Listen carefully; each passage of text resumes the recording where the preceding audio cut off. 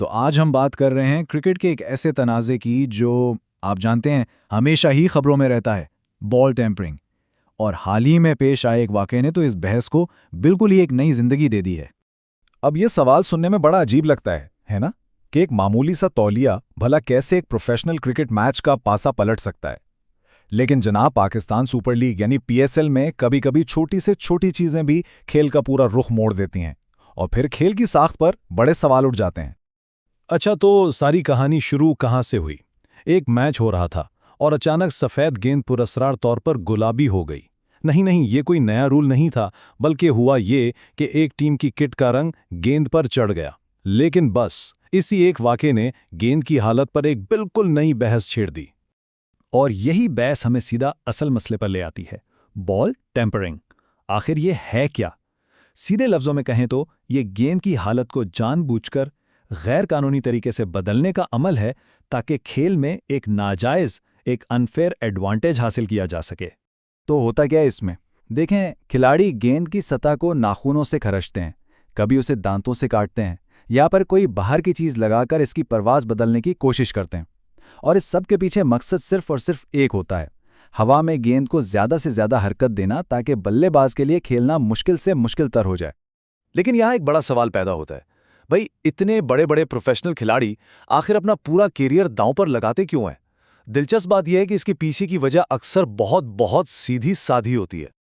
और उसकी सबसे बड़ी मिसाल शायद शाहिद आफरीदी का वो मशहूर एतराफ़ है।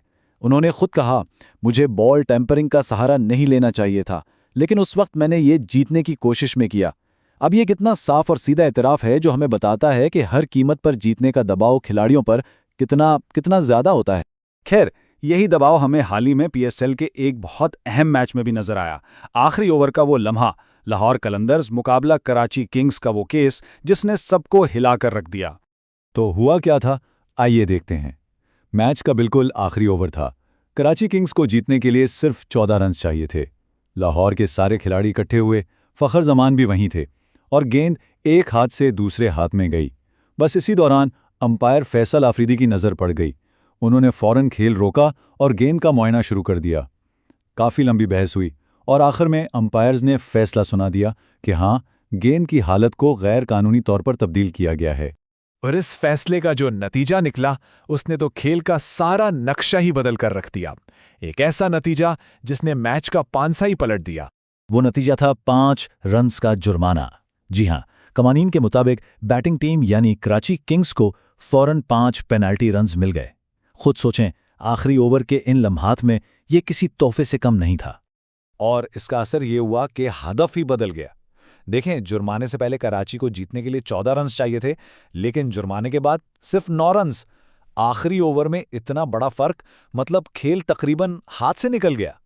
फिर गेंद भी बदल दी गई और कराची किंग्स ने खैर आसानी से 3 गेंदें पहले ही मैच जीत लिया। जाहिर है, इस फैसले पर लाहौर कलंदर्स के कप्तान शाहीन शाह अफरीदी शदीद गुस्से में नजर आए, और गुस्सा बनता भी था क्योंकि उनके ख्याल में एक फैसले ने उनसे जीता हुआ मैच छीन लिया था।